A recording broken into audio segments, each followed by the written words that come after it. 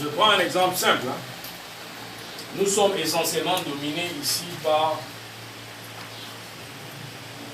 des traditions venues d'Orient. Il y a une qui s'est mélangée avec d'autres traditions venues d'Occident. Même si on ne le dit pas beaucoup, on l'a qualifiée de judéo-chrétienne. C'est-à-dire le christianisme, parlons du christianisme. Vite fait, parce que le but ce n'est pas de parler de... Le christianisme nous dit, pour aller au Père, il faut passer par le Fils. C'est-à-dire que Dieu est un Père qui a un Fils. Et qui serait même unique. Le musulman nous dit, dans la sourate Ikhlas, Dieu n'a pas engendré. Il n'engendre point. Et il sera absolu. Il n'a pas engendré. Mais les deux vont vous dire c'est le même Dieu. Ils vont vous dire c'est le même Dieu. Alors comment est-ce que le Dieu des musulmans dit qu'il n'a jamais engendré? Jésus n'est pas son fils. Et dans la Bible, il a un fils unique.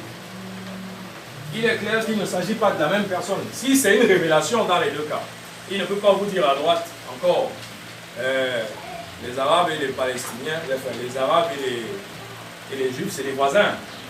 Il ne peut pas à droite, c'est-à-dire à Monamouti, dire qu'il a un fils qui s'appelle Jésus, et à Monateki, dire qu'il n'a pas de fils. Il n'a jamais eu de fils, il n'engendre point. Ça suppose qu'il s'agit clairement de deux entités. S'il ne s'agit pas de deux entités, il s'agit de ce qu'on était en train de lire tout à l'heure, c'est-à-dire de deux contenus créés par des humains, liés à une culture ambiante. Je ne sais pas si on se comprend. Ceci, c'est lui qui se révèle, il ne va pas vous donner des informations contraires sur lui. Il ne va pas vous dire, j'ai envoyé mes enfants, ils ont été capturés par les, comment on va dire, ils ont été en captivité chez les Hébreux, et dire ailleurs qu'il n'a jamais été. Là, j'ai juste pris le cas des musulmans et des chrétiens. Alors, si on va plus loin, si on va vers le Moyen-Orient, l'extrême-Orient, et bien on va trouver encore des choses qui ne rentrent carrément pas dans la conception qu'on nous a enseignée dès l'enfance du divin. C'est-à-dire ce Dieu fort, éternel, qui fait comme il veut, il envoie son peuple, il a un peuple élu, on ne sait pas quand s'est passée l'élection, il a un peuple élu, il a décidé, il fait comme il veut, il tue qui il veut parce que tout ce qu'il fait est bon. Ailleurs, ça ne se dit pas. Ailleurs, il s'agit juste d'une énergie qui circule, qui alimente, qui peut à un moment se désintégrer, mais pas totalement, qui rebondit, ainsi de suite, parce que la vie est censée être en perpétuel mouvement à expansion. Voilà. Donc, aujourd'hui, nous allons donc parler de la vision qu'avaient les ancêtres du sacré. Appelons-le Dieu pour ne pas embrouiller encore pour embrouiller ceux qui sont ici. J'ai l'habitude de dire, ça m'a valu plusieurs clashs dans les sociétés initiatiques que j'ai parcourues avant, de dire que Nyambé n'est pas Dieu. Ça a créé beaucoup de problèmes. Ça a créé beaucoup de problèmes. Et Djeki Nyambé, qui est le personnage mythologique, mythique, essentiel de la cosmogonie, par exemple, des Sawa, n'est pas Jésus. Ça a créé beaucoup de problèmes. Et l'un de mes frères de leur dire, Jésus est fils unique. Il est fils unique, Djeki a 99 frères, donc ça ne peut pas être la même personne. Ce n'est pas possible. Donc, tout dépend donc du contenu de l'habillage que nous faisons du divin, parce que c'est d'abord un fait culturel. Nous, on ne va pas parler de chameau, on ne va pas parler, je ne sais pas moi, nous on est à côté de l'eau, par exemple les dollars sont à côté de l'eau, ils ne vont pas prendre l'élément air pour l'élément prédominant. Mais même s'il sait que dans l'élément air également il y a le divin, il prendra plutôt l'eau. Celui qui est proche de la montagne va assimiler la divinité à la montagne, c'est-à-dire à l'expansion, à quelque chose qui monte. Celui qui est à côté de l'eau va assimiler dans quelque chose de profond, quelque chose qui va plutôt à l'intérieur de l'eau. Celui qui est rattaché à la terre, qui pratique le culte, comme on dit chez nous, les Nyamsi, va assimiler le divin à quelque chose qui est profond, mais pas dans l'eau, plutôt dans la terre. C'est la notion de si qu'on trouve chez les certains d'entre vous ont déjà cette perception bien établie dans leur tête, mais j'imagine que les autres sont encore dans un chevauchement, en train de traîner un bagage en réalité qui n'est pas celui de leur ancêtre, en estimant par exemple que Dieu est absolu, il fait comme il veut, quand il veut. Non, en négro-culture, ça n'existe pas. Dieu est certes grand, comme on avait l'habitude de dire, Dieu est certes grand, mais Mandion n'est pas petit. Puisque de toute façon, je suis composé de son essence. Je suis une partie de lui. Et c'est ça la grande différence, on le verra tout à l'heure dans le texte, entre la conception négro-africaine du divin et celle des autres qui le met au-dessus de tout. Il est même coupé carrément de sa création, dont les gens pour y arriver sont obligés de le supplier pour qu'il réagisse. Alors qu'un négro-africain estime que Dieu s'est manifesté partout. Lui-même, il est une composante du divin. Et comme Dieu est dans les éléments, il suffit d'aller vers un élément, on trouve Dieu. Au Ngondo, par exemple, les Sawa vont chercher Niambé dans l'eau, à travers les ancêtres et les entités de l'eau. Ailleurs, c'est différent. Donc, nous pensons qu'il est partout. Pas comme le chrétien dit il est partout, c'est-à-dire qu'il voit tout. Non, ce n'est pas dans ce sens. Il est partout dans le sens qu'il est ici. Il est là. Il est dans le tableau, même dans les objets dits inanimés. Cette force circule. Elle est ambiante. Et nous sommes partis de cette source-là. Nous ne sommes pas détachés d'elle. Nous sommes une partie de cette source. Ok? Bon. Chez les Dogons, même si elles trouvent des ressemblances chez les Yoruba ou chez les Congo, parce qu'il est précisé que Ama-Congo et Ama, c'est la même divinité, on trouve des différences dans l'acception elle-même, dans le contenu, on trouve quelques différences. Mais il y a quelque chose de commun dans tout ce qui a été dit par la sœur, avant qu'on avance, c'est que le négro-africain vit le sacré ou le divin comme quelque chose qui est d'abord composé, mais qui se décompose. On a parlé tout à l'heure de parcelle de sa force. C'est-à-dire que le divin est une force qui engendre d'autres forces. Voilà pourquoi le prince Dika, en parlant de Niambé, parlait de la force des forces. Et les anciens de dire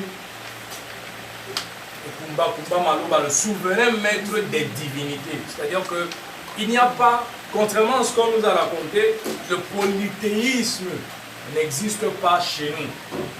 Il s'agit tout simplement d'une autre forme qui n'est pas très connue, mais c'est le panthéisme. Une divinité avec un panthéon. Une divinité avec un panthéon, et la sœur a cité plein de noms. Je ne vais pas revenir dessus, puisque à chaque fois on a expliqué, on a donné la signification. Tout ce qu'on doit retenir pour le début, c'est que, en ce qui concerne le Doumare qui éclate en Olofine et Olorun, il s'agit un peu de ce qu'on appelle un unique doublé. C'est-à-dire qu'en lui, il y a deux principes. À la base, il est unique, il s'éclate en deux principes, qui eux-mêmes également vont s'éclater. Voilà pourquoi nous avons chez nous des triades, des trinités, des énéades. Alors, si, avant d'arriver à Kemet, tous les noms dont vous avez entendu parler, en fait, vous devez vivre ça comme... Ce sont des principes, ce sont des énergies. Ce ne sont pas des divinités assises quelque part qui attendent que les humains viennent les voir et tout. Non, ce ne sont pas... Il faut, même si le mythe les dépeint comme des hommes pour nous faire comprendre certaines choses, ce sont en fait des forces cosmiques, ce sont des forces qui circulent, ce sont des énergies qui circulent et qui sont issues de la source primordiale qui est soit Ama, soit Kalunga Nzambi Ampungu Tulendo, chez nos frères et nos ancêtres, tous les Sawa qui sont là du Congo, qui eux aussi le décryptent comme étant la source. Kalunga serait donc cet océan primordial dans lequel va surgir Nzambi et qui lui-même va devenir Pungu et ensuite Tulendo. Donc il y a toujours cette étape, ces étapes tantôt en 2 temps, tantôt en 4 temps. Et nous avons expliqué la dernière fois, non pas la dernière, mais la fois d'avant, en parlant justement du symbolisme des noms Moshe et Bamileke, que le 4 est le symbole de la stabilité parfaite. Le 3 peut tanguer, mais le 4 ne tangue pas. Alors quand les anciens du Congo disent Kalunga, Nzambi, Yampungu, Tulendo, c'est pour dire que là c'est déjà le summum. Il ne peut plus tanguer. Il est arrivé à son sommet. Mais même arrivé à son sommet, il va encore exploser, sortir de lui des entités qui peuvent être qualifiées de divinités secondaires. Nous avons ici parlé donc justement de Amma qui est représenté comme chez les ancêtres égyptiens, comme Nout, la route céleste. Amma serait donc le dieu ciel qui cherche pour épouse la déesse terre. Ne vivons pas ça comme des épousailles, hein, des humains. Nous parlons ici de conjonction des forces venues du ciel et celles issues des forces telluriques, celles issues de la terre. Le but, c'est quoi? C'est de créer un équilibre. L'équilibre peut être également lié à une opposition de force. C'est-à-dire que pour maintenir l'équilibre, des fois, il faut une opposition de force. Nous allons y arriver tout à l'heure en parlant justement, par exemple, de l'opposition entre Seth et son frère Ossar, donc, l'opposition ciel-terre, mais en fait qui est une opposition qui appelle à la fusion. Et puis il y a quelque chose de très important, la fécondation. Amma féconde par la parole. Amma féconde par la parole. C'est très important. Et je vais revenir un peu là-dessus parce que la dernière fois, je ne sais plus de quoi on parlait, mais on a dit que lorsque les leucodermes arrivent avec leur Bible, ils disent aux anciens de Bonabéry, au commencement était la parole. Et les anciens de Bonabéry de leur dire, au commencement n'était pas la parole. La parole ne saurait être au départ. Amma se manifeste, ensuite la parole surgit. Le négro-africain estime que les choses doivent se vivre de manière séquentielle. Il n'y a pas, comme chez les Arabes, le kun fayakun, soit et la chose est. Il ne s'agit pas de ça. Pour que la chose soit, il faut que l'humain existe. Pour que la chose soit, il faut que l'humain parle. S'il ne parle pas, la chose ne devient pas ce qu'elle est censée devenir. Donc, Amma se manifeste. Ensuite, crée sa compagne, disons-le comme ça, crée sa compagne, ou s'unir à sa compagne. Mais pour aller plus loin que cela, puisque le but ici c'est de créer le monde dans le mythe, pour aller plus loin que cela, il féconde par la parole. La parole. Et je ne sais pas, dans vos langues, essayez un peu de décrypter le mot parole, ce que signifie en langue le mot parole. Demandez aux anciens, je ne parle pas de quel signifie parole, non. Qu'est-ce que le mot lui-même, l'étymologie du mot? Parce que par exemple, dans la sphère culturelle qui est la mienne, la parole se dit Eyala. Eyala. Eyala. Ya, c'est accoucher, enfanter. Eyala, c'est Eyalambo, enfanter la chose. C'est-à-dire, la parole est censée être créatrice. Elle n'existe pas juste pour s'amuser. Elle enfante quelque chose. Eyala, c'est Eyalambo. Mais Eyala, c'est également Eya, Ela. Ela qui est le soleil en mouvement. Parce que le rapprochement avec le mythe d'origine veut que Igni, la déesse qui surgit des eaux, c'est-à-dire Nyambé qui surgit des eaux, plus Bel est le dieu vent, le grand vent, le dieu air, donc, s'unissent tous les deux, la sœur a parlé de ça tout à l'heure, et créent une boule de feu. Et on dit dans le mythe que Bel est, c'est-à-dire le père de Ela, c'est la parole qui apaise. Après être dans le mythe, le grand vent qui précède l'orage, il est également la parole qui apaise. Donc, cette parole pour qu'elle soit effective, pour qu'elle prenne forme, elle s'associe à quoi? À l'eau. C'est pareil dans la langue, dans la bouche. C'est-à-dire que pour que la parole se manifeste, il faut que la langue, pour que la parole devienne feu, qu'elle devienne agissante, il faut que l'air que nous respirons, l'air que nous inspirons et expirons, se mélange avec l'eau qui est dans notre bouche. L'eau qui est dans notre bouche, qui est censée être, en fait, si on fait le rapprochement avec le mythe, qui est censé être la déesse qui sort des eaux. C'est-à-dire qu'il faut un mélange d'air, d'eau. L'eau, c'est la salive. Pour que la parole devienne feu. C'est-à-dire que pour que la boule de feu sorte, on a dû mélanger deux principes, l'eau et l'air. C'est ce que nous faisons dans notre bouche. En mélangeant la salive et l'air pour que la parole sorte, pour que ce feu sorte. C'est ce que nous faisons en fait. Et le mot d'Angeyala nous renvoie justement à cette vieille mythologie qui consiste donc à créer à partir de l'air, à créer à partir de l'eau une boule de feu. Et là, le soleil. Et puis, la parole vient. Et c'est pour ça qu'on dit ici que Ama crée par sa parole. Si vous remontez chez les ancêtres de la vallée du Nil, ce sera pareil. La parole intervient toujours lors de la création. Voilà pourquoi je dis que les anciens ont dit à Saker, au commencement n'était pas la parole. Ton histoire là ne tient pas la route. La parole ne saurait être au début. Ce n'est pas possible. Il faut d'abord une seule étape. 0, pas l'étape 1, puisque l'étape 1 c'est la création, c'est ce qu'on voit. Mais il y a une étape 0 que Saker n'avait pas mentionné dans son film. Et c'est les vieux qui viennent lui dire que ça ne donne pas ce que tu dis là. Il y a une étape qui est celle de la pensée. Et il dit comment ça? Et c'est eux finalement qui décident de corriger son scénario finalement. Son scénario. Et puis il va essayer de trouver quelques entourloupes là en disant oui, on a dit que l'esprit de l'eau flottait sur l'esprit de Dieu flottait sur les eaux et tout. Donc on peut dire que c'est la partie qui n'est pas encore active. Puis non, il y a des halos. Puisqu'il y a des halos, nous on est en train de vous parler de quelque chose qui existe avant. C'est l'étape de pré-création. C'est l'étape qui existe avant celle de la création.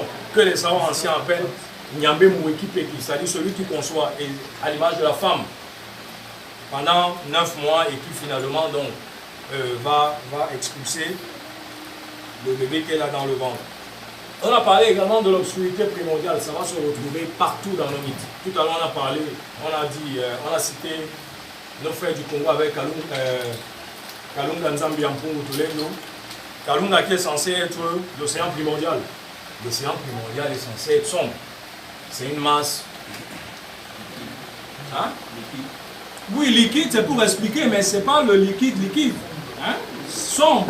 C'est-à-dire la profondeur des eaux ne saurait être comme la surface. On est dans quelque chose de... Hein?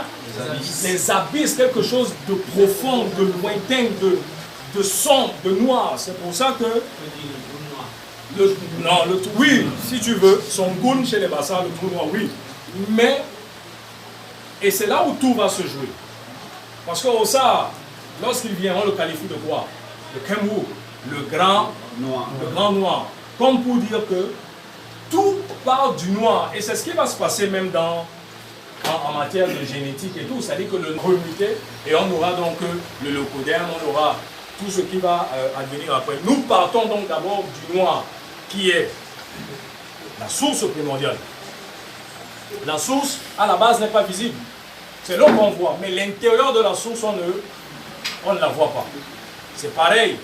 Lorsque, on verra peut-être ça plus tard, lorsque les anciens décideront dans leur concept, ils décideront d'allier le séjour divin, c'est-à-dire la source divine, sous la forme d'une spirale. Et qu'ils vont associer donc cette spirale à l'escargot. On a déjà parlé de l'escargot ici. On ne voit pas l'intérieur de la coquille. On imagine. Mais pour voir l'intérieur, il faut d'abord extirper Qu'est-ce qu'on voit? On voit les spires, on voit un bout, on voit les spires, et puis on voit la sortie. On a parlé donc de la fécondation par la parole, l'obscurité primordiale, et puis quelque chose de très spécial. Par celle de sa force. C'est là où tout va se jouer. La grande différence donc entre notre conception du divin et celle des autres va se jouer à ce niveau. Nous sommes des parcelles. On admet que, si vous visitez tous ces mythes-là, quand on parle d'un œuf qui a explosé, l'œuf d'Akinros chez les femmes, un œuf à 4 côtés. Ça n'existe pas un œuf à 4 côtés, mais c'est ce que le mythe dit. C'est un œuf à 4 côtés qui va donc exploser. Et suite à l'explosion, l'œuf va disparaître. L'œuf lui-même va disparaître. Il va s'éparpiller. C'est la même chose que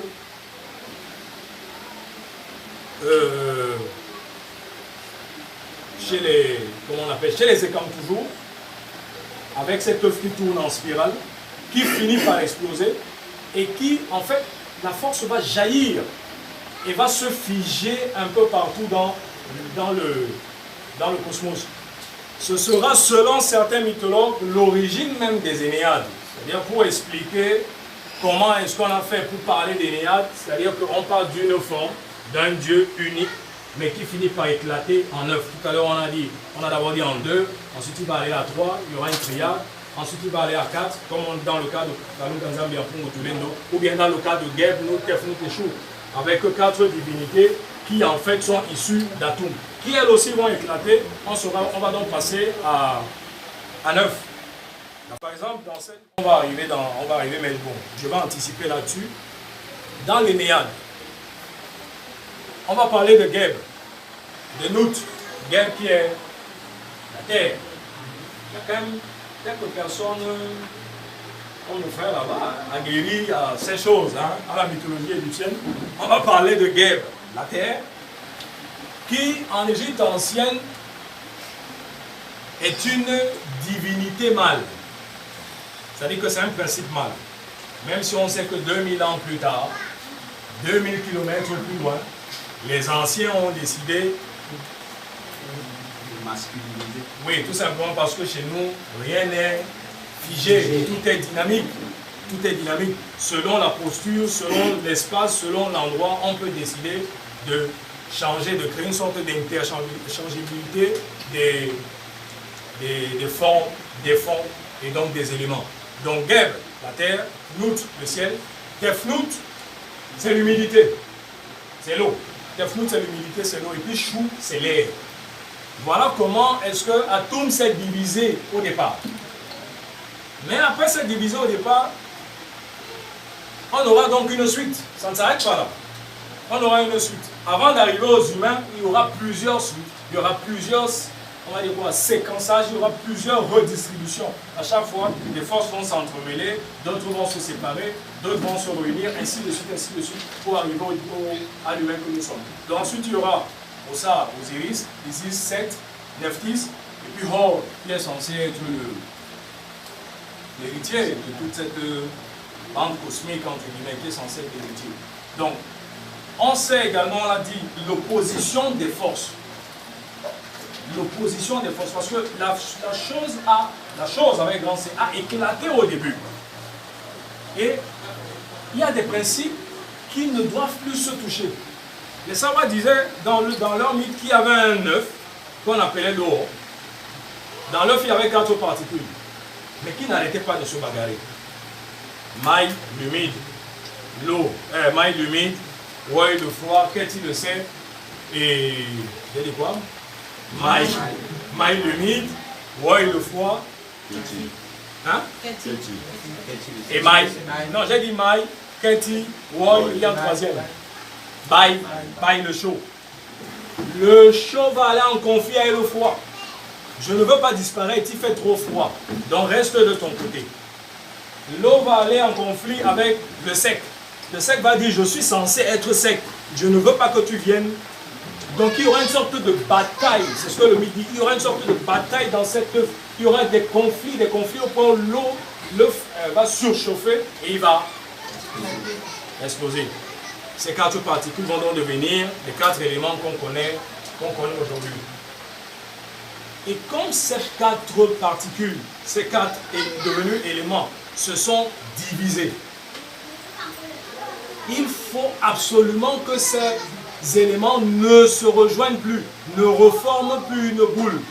Donc on va essayer de réguler à chaque fois, parce que si on ne régule pas, qu'est-ce qui se passe?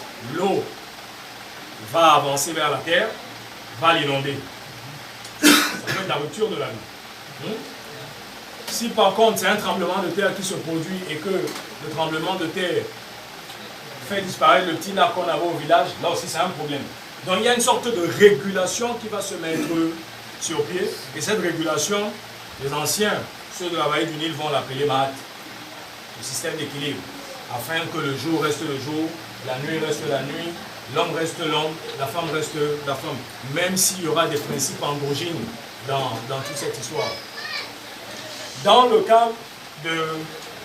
Je voulais revenir sur ceux du Congo, mais ce n'est pas important. Là, on a déjà écrit. Chez les savants anciens, je ne parle pas des gens de maintenant, hein, je ne parle pas de nous. Nous, on est perdus. Chez les savants anciens, on commençait également par une sorte de force qui vient du ciel. C'est important. Une force qui vient du ciel. Qui est d'Ibobé, symbolisée par l'araignée. L'araignée et le ciel portent le même nom. L'araignée parce que les tentacules, c'est une sorte de voûte.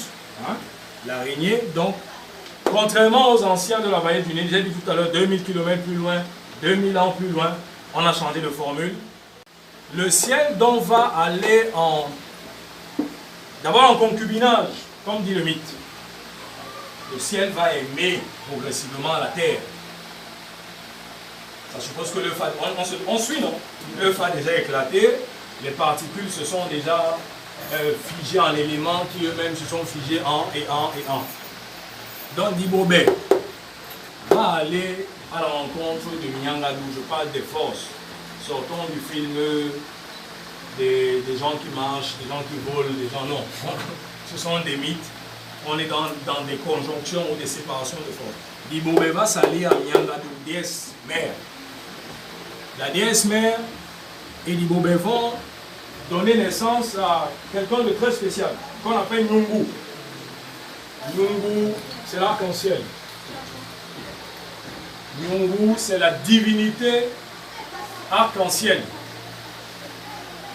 Ça suppose que,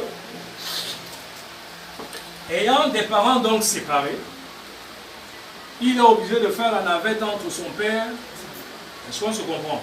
Voilà comment ces gens expliquaient leurs choses. Je dis bien, c'est les gens d'avant, c'est pas nous. Voilà comment ils expliquaient leurs choses. C'est-à-dire que Nyungu, qui est dans l'arc-en-ciel, sa mère est ici, mais son père est au ciel. Donc tous les jours, quand il se manifeste, il doit faire quoi? Il doit aller chez son père et revenir chez sa mère. C'est lui qui fait désormais le circuit, c'est lui qui les réconcilie, c'est lui qui se bat pour que... Voilà. C'est donc une divinité androgyne, c'est-à-dire avec une force mâle et une force femelle en équilibre. Il n'y a pas de plus mâle, plus femelle chez lui. Il est assez stable. Et Nyungu, qui est donc ce fils androgyne, est donc celui qui, en fait, va chercher les richesses de son père et qui les ramène sur terre. Voilà pourquoi il monte et il descend. Lorsqu'il monte, c'est le symbole de l'érection. Désolé, hein? Nous parlons la langue des anciens ici. C'est le symbole de l'érection. Ensuite, il y a une courbe. Et qui dit courbe dit rotondité. Donc, même si elle est partielle, c'est la femme. C'est un principe féminin. Donc, il monte mal. Il fait la courbe chez son père. Et il revient chez sa mère. Donc, Nyungu va donc, selon certains, inspirer les humains. Selon d'autres, c'est lui qui va inspirer. Enfin, les hommes vont s'inspirer de lui. Et selon d'autres, c'est plutôt l'inverse. Je vais dire quoi? Les hommes vont se mettre ici. Et lui dire, comme tu pars chez ton père, ramène-nous ceci, ramène-nous cela, ramène-nous ceci, ramène-nous cela. Parce qu'il faut dire que si le ciel est désormais une divinité mâle et non plus femelle, c'est tout simplement parce que Le négo africain estime que le ciel est porteur d'eau, mais d'eau de semences, pas d'une eau simple, une eau qui va féconder la terre. Donc, nous avons besoin de quoi? De vivre. Plantation, bref, tout ce dont on a besoin. La pluie tombe du ciel. Va donc dire à ton père que moi, sa mère, je veux ceci. Je veux ceci, je veux ceci, je veux ceci, je veux cela. Mais on va donc monter. Les hommes vont profiter. Pendant que la mère dit à son fils d'aller, les hommes vont profiter pour faire toutes sortes de doléances concernant justement le côté économique, bref, la richesse. À l'époque, la richesse n'était pas l'argent, c'était d'autres éléments. Hein? C'était des biens matériels, mais aussi des enfants et tout et tout. Donc, Nyungu va donc monter avec les doléances, arriver chez son père et redescendre de l'autre côté. Les hommes vont donc l'attendre ici. Après qu'ils aient fait, ils vont l'attendre de l'autre côté dans le mythe et espérer donc recevoir tout ce qu'il aura ramené de chez son père. On est en train de parler de quoi? C'est des principes tout simplement. C'est des forces cosmiques. Ce n'est pas des humains. Hein? C'est juste une force qui est moitié femelle et moitié mâle, qui elle, parce qu'elle a les deux en matière, de manière, on va dire quoi, équitable, peut donc partir d'ici et vivre de l'autre côté sans problème. Lorsque nous partons, lui-même va en apesanteur. Lorsqu'il sort de la capsule, il faut un équipement spécial. Mais Nyungu dans le mythe est donc celui qui peut, parce qu'il a 50% de force tellurique, c'est-à-dire de la terre, il peut également donc aller vivre chez son Père Céleste et revenir. Après, donc, Nyungu, nous avons Ebaba Wei, ça c'est le dieu solaire. La lune qui est sa compagne. Ensuite, il y a Njambe qui est la divinité de l'atmosphère, la divinité de la force, de l'atmosphère. Bref, il a plein d'éléments qu'on va joindre dans son contenu. Njambe va aller épouser Modi, la lune. Pareil, il va épouser Modi. Plutôt, il va épouser Issé, sorry. Et Baba, le soleil va épouser la lune. Et Njambe, lui, va aller épouser Issé. Issé qui est la divinité de la biosphère. Donc, la responsabilité de Njambe sera de gérer l'atmosphère. Et Issé, sa femme, de gérer la biosphère. Voilà comment on est en train d'éclater le divin en parcelles. Parce que le divin ne saurait être figé quelque part. Il doit être figé partout. Il doit être figé partout. C'est une énergie qui est censée circuler, elle ne doit pas être bloquée quelque part. Donc nous la séquençons parce que nous pouvons aller la prendre à droite comme nous pouvons aller la prendre à gauche. Elle n'est pas dans un temple uniquement. Elle n'est pas sur une montagne uniquement. Elle n'est pas dans un océan uniquement. Elle est partout. On peut la trouver partout. Elle n'habite pas dans un 7e ciel comme un certain Yahvé. Donc, mais maintenant, on sait également qu'il faut une opposition. Il faut une opposition qui souvent joue le rôle de régulation. Va donc apparaître Mukeba, qui est en fait 7, qui va donc combattre son frère, qui va le tuer, qui va le découper en 14 morceaux. Mais comme on le sait, s'il ne le découpait pas en 14 morceaux, il ne serait pas devenu après le dieu de la végétation. Donc on ne doit pas considérer 7 comme une entité essentiellement maléfique. Tout à l'heure on a dit quoi? J'ai écrit, j'ai barré. Il n'y a pas de mal absolu, ça n'existe pas en agriculture. Le mal absolu n'existe pas. Il y a toujours possibilité de changer, possibilité de repolariser, possibilité d'évoluer, de changer la donne. Il y a toujours cette possibilité. Donc, Mukeba va donc se battre avec son frère. Il va le découper en 14 morceaux, mais son frère va devenir l'atmosphère, la végétation dont nous avons besoin aujourd'hui. Donc, quelque part, c'est un mal nécessaire. Il n'y a pas de mal absolu, c'est un mal nécessaire. Mukeba, lui aussi, va prendre pour épouse, parce que c'est les entités qui sont censées nous faire subir, en fait, puisqu'on est en perpétuelle évolution, c'est les marches. dans la souffrance. On évolue, on marche. Il va prendre une femme assez spéciale qu'on appelle Nyangombe. Nyangombe, c'est la divinité de la stérilité. Comment, moi j'avais posé la question à mon maître avant, comment est-ce qu'une entité de la stérilité peut entrer dans un complexe dit divin, dans un complexe dit sacré, dans un complexe dit lumineux? Et lui de me dire, si l'on ne régule pas les naissances, après toi, qu'est-ce qu'il va se passer? Il n'y aura plus la place sur terre. Donc c'est un mal en fait qui est censé réguler. Et qu'est-ce qu'on fait dans les rites? Lorsque vous n'arrivez pas à procréer, on va s'adresser à Issei, la divinité de la biosphère, qui est également la divinité de la fertilité. Et si ça ne marche pas, qu'est-ce qu'on fait? On va voir la source. On va donc cogner à la porte du mal, entre guillemets, et lui dire, si c'est toi qui as, comme on dit, attaché mon ventre, je t'ai apporté ceci, ceci et cela, pardon, libère mon ventre.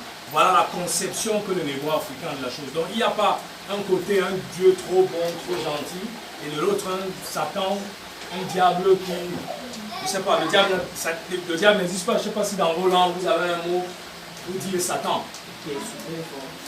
S'il n'y a pas de mot, ça veut dire que dans la tête des anciens, ça n'existait pas. Si on dit, comme les Douala disent maintenant, Satan, tout simplement, il est perdu. Voilà un peu un exemple. Il y en a chez les Bassa, il y en a chez les petits, avec eux, parce que quand l'œuf explose, il explose. Il y a des quatre côtés dont sortent quatre entités. J'oublie un peu les noms. Il y a Mbege, il y a Nkwa, il y a Sokome et j'oublie le quatrième. Mais qui vont également éclater. Donc il y aura 9 premières entités qui vont donc constituer l'ossature divine. Alors, on a parlé de la parcelle de sa force. Je veux insister là-dessus parce que, comme j'ai dit, c'est la différence entre nous et les autres. Nyambé a éclaté. Il ne s'est jamais reconstitué. Il ne s'est jamais reconstitué. Il a éclaté de manière définitive. Je suis Nyambé, la lune est Nyambé, le soleil est Nyambé. La seule différence entre nous, c'est le taux vibratoire. Je ne sais pas si on se comprend. La seule différence entre nous, c'est le taux vibratoire. C'est comme la seule différence entre ma soeur Tankou et moi, c'est le taux vibratoire. Elle peut avoir un taux vibratoire très élevé. Dès qu'elle se rapproche d'une énergie, elle le sent avant moi. Elle peut me dire, c'est comme s'il y a une présence.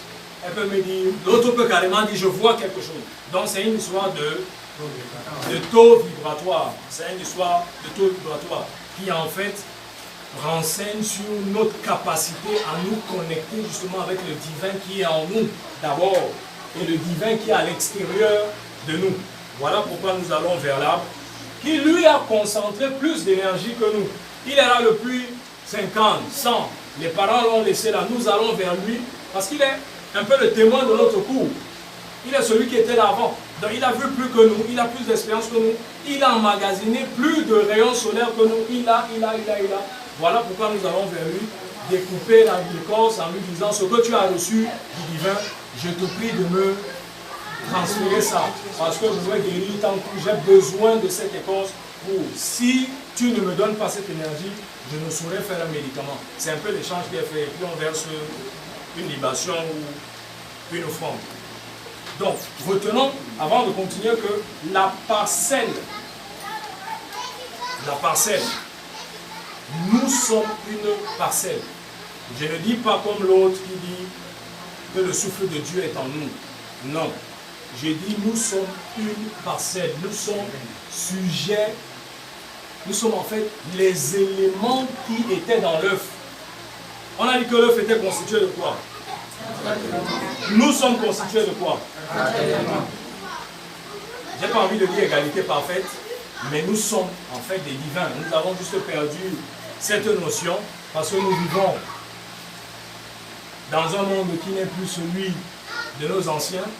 Nous sommes en fait, comme disait quelqu'un, des Nétérou. Les Nétérou, c'est le nom qu'on donne aux divinités en Égypte ancienne. Nous sommes en fait des Nétérou qui ont juste oublié leur parcours.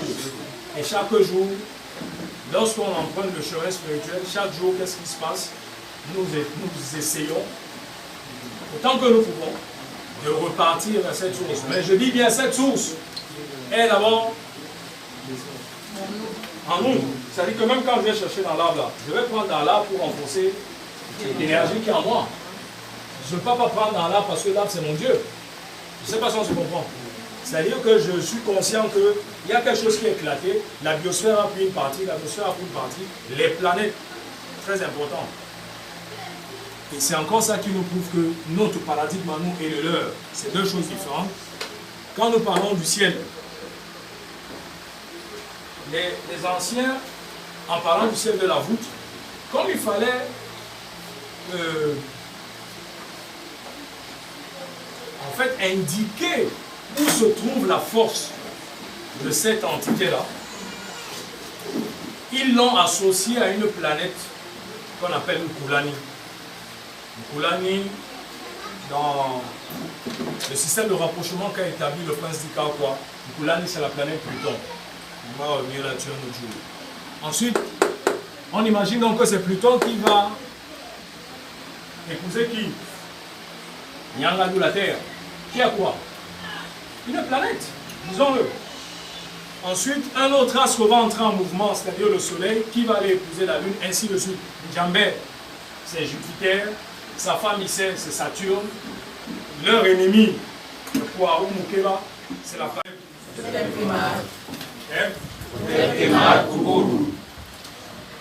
Nous sommes en train d'aller là, dans les profondes différences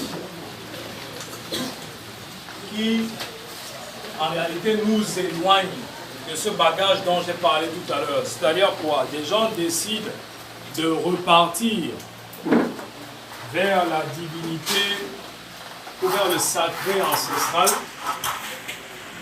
mais en y allant, ils transportent derrière leur dos des éléments issus d'un autre paradigme.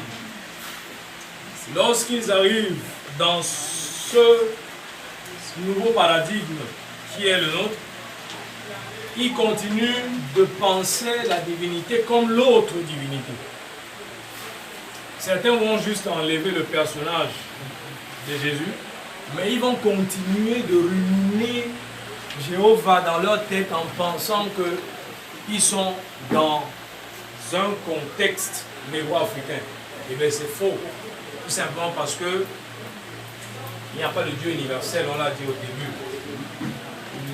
La notion de Dieu est sujet à la culture, à l'environnement, à la connaissance que nous avons de la nature.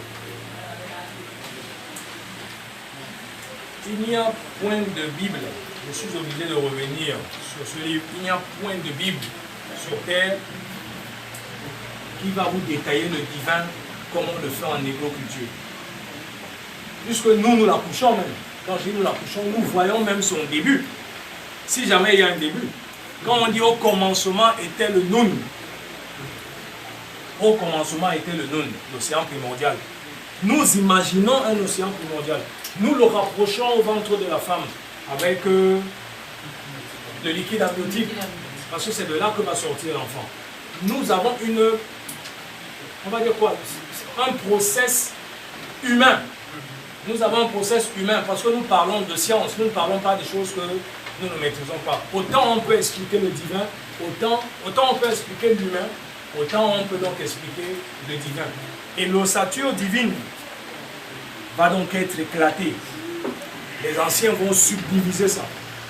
Ils vont segmenter cette force en autant de peuples, en autant de et de. Qu'est-ce qui se passe? Tout à l'heure, je vous ai dit, le 4 est la stabilité parfaite en égo-culture. Le 3 tangue, le 3 c'est bon, mais il peut tanguer. Par contre, le 4, c'est la 6 parfaite. On a parlé de Kalunga Nzambi Ampungu Tulendo. 4 entités en une. Est-ce qu'on se comprend? Je ne suis pas en train de parler du Père, du Fils et du Saint-Esprit. Parce que chez nous, il faut un principe mâle, un principe féminin qui va nous donner un autre principe qui lui-même va donner d'autres principes et d'autres principes encore. Voilà. Les anciens ont tellement segmenté le divin qu'ils ont segmenté son essence, segmenté sa substance, segmenté. Ils l'ont complètement éparpillé. Puisque nous sommes, comme on a dit, une partie de lui. Les savants anciens, comme on l'a vu au Congo et comme on l'a vu chez les Dogons au début de... On a commencé par les Dogons. Oui, comme on l'a vu chez les Dogons au début, eux aussi, ils en ont subdivisé cette partie interne de l'entité dite divine en 4. C'est-à-dire qu'ils vont décider que au début, Nyambé a 4 dimensions. S'ils sont 9 à 4 particules qui vont donner les éléments, avant d'arriver aux éléments dont il y a ces particules, il a également 4 dimensions. Moeki, Peki, Iweke, Ekumbe, Kumbe et puis Gwindi. Je suis sûr que si vous fouillez dans vos sociocultures, c'est à peu près la même chose. Moeki, Peki, c'est l'archétype, le plan initial, la source invisible d'où tout part. Donc on est dans la pensée, on est dans la cogitation, on est dans une activité dite féminine. C'est le principe même de la femme qui a un enfant dans le ventre, qui cogite, qui saura comment, je veux qu'il soit ceci, je veux. Elle imagine, elle le voit même en train de l'amener à l'école par exemple. C'est-à-dire qu'elle le conçoit à l'intérieur d'elle, alors que l'enfant n'est pas encore là. Donc Moeki Peki, c'est cette dimension féminine de Nyambé. Et je dis féminine parce que l'autre différence avec les autres, c'est que tout part du principe féminin chez nous. C'est-à-dire que la divinité est d'abord féminine. La divinité est d'abord féminine. Le Nun, qui dit O, dit entité ou surface ou état féminin. Kalunga, qui est l'océan primordial chez les Bakongo, c'est la même chose. On parle de l'eau, donc d'un principe qui est féminin, c'est-à-dire on est dans une sorte d'état de latence, où les choses n'ont pas encore commencé à se mouvoir. Donc Moeki Peki, c'est ça. C'est Nyambé, fait divinité féminine, fait latence, fait cogitation. On est dans la femme qui rumine, qui pense, qui réfléchit, qui cogite. Mais comme on a dit que chaque principe féminin se fait accompagner d'un principe masculin ou mâle, après d'en avoir conçu, certains vont dire qu'il a géométrisé, il a dessiné ses plans, il a tout fait. Il faut donc agir. Mais il ne va pas chercher une aide ailleurs, puisqu'il est seul. Il est seul, il n'y a personne d'autre. C'est pour ça que tout à l'heure, l'un des spécialistes du nyambéisme, Maton Belinga, disait que Nyambé le tout et Nyambé le rien. C'est assez surprenant. Nyambé le tout, mais Nyambé le rien. Il va donc faire surgir de lui-même. C'est très important de comprendre ça. C'est pour ça que tout à l'heure on disait que l'autre a même accouché, il a même accouché son mari. Quelque part, elle a créé son mari. Parce qu'elle voulait procréer, elle a fini par créer son époux, qui finalement va être le père du soleil. Donc, la deuxième étape, donc, Nyambé qui décide, après avoir cogité, après avoir pensé, c'est Atum qui est dans le Nun. On cogite, et puis on dit, bon, ok, on a déjà trop cogité, il faut qu'on se manifeste. Il faut qu'on crée donc ce que la pensée a conçu à l'intérieur de nous-mêmes. Nyambé va donc se faire Eweke, le créateur. Les savants qui sont dans la salle, les noms dont je parle, n'allez pas les chercher dans la Bible, ils n'existent pas dans la Bible. Aujourd'hui, lorsque les gens parlent du droit, là, ils veulent se référer à la Bible et aussi au dictionnaire de Hemlinger. Hemlinger, c'était un pasteur lui-même. C'est-à-dire que c'était, en fait, tout ça, c'est des entourloups. Hemlinger qualifie le Djemou comme une entité maléfique de l'eau. Je ne peux pas être d'accord avec lui. Ce n'est pas possible. Et Weke va donc être le deuxième palier. Ou sinon, comme certains mythologues, certains maîtres disent, le premier palier. Parce que Mweki Peki va être qualifié d'étape 0. Puisqu'on a dit il est tout et il est rien. Va être qualifié d'étape 0. On est à Tolambo, rien. Et Weke est donc l'étape. C'est l'étape de quoi? C'est l'étape de la création. Le fameux créateur incréé des choses. Le créateur incréé des formes et des fonds. Vous voyez la différence entre donc ce que nous disons et ce que les autres disent. Tout à l'heure, j'ai dit que Ama, comme Yambé, crée avec la parole, puisque c'est la parole que Bélé va utiliser dans le mythe, on va dire en pleine jouissance, il finira par parler lorsqu'il s'accouple avec Bélé. Il va finir par parler et le feu va donc se projeter. Mais c'est un feu invisible, c'est un feu cosmique. C'est pour ça qu'on parle du dieu de l'orage cosmique du début. Le feu va sortir 9 mois après ou 9 périodes après, sortira dans les entrailles de Ini. Mais on est là au niveau de la parole créatrice. Le Locodème, pour dire que la parole créée, utilise le mot parole créatrice. L'ancien utilise un seul mot, et alors, pour dire que la parole crée. C'est-à-dire les mots créent. Les mots sont des vibrations et les vibrations permettent de créer. Ok. Donc, Eweke donc ce numéro 1. Mais Eweke c'est qu'il y a un numéro 0. Chacun ne peut pas donc venir dire aux gens qu'au commencement était la parole. Puisque les anciens, dans leur paradigme, au commencement est la pensée. Et le néant est ce qui n'a pas de forme. Eweke. Le niveau 1, c'est le niveau de la force. On passe donc de l'étape femelle à l'étape mâle de la force. Yambé, à ce moment, on peut dire qu'il est déjà plein. Il est mâle et il est femelle. Et oui, c'est la partie virile de l'acte. Et oui, c'est la force qui va donc créer. Parce qu'après avoir conçu, il faut donc pousser. C'est pas ça? La femme devient homme à ce moment-là, puisqu'il n'y a personne pour... Et l'homme lui-même, enfin pas lui-même, l'homme ne saurait pousser. Je ne sais pas si on se comprend. Oui, l'homme il a beau être comme il est, mais ce n'est pas lui qui pousse.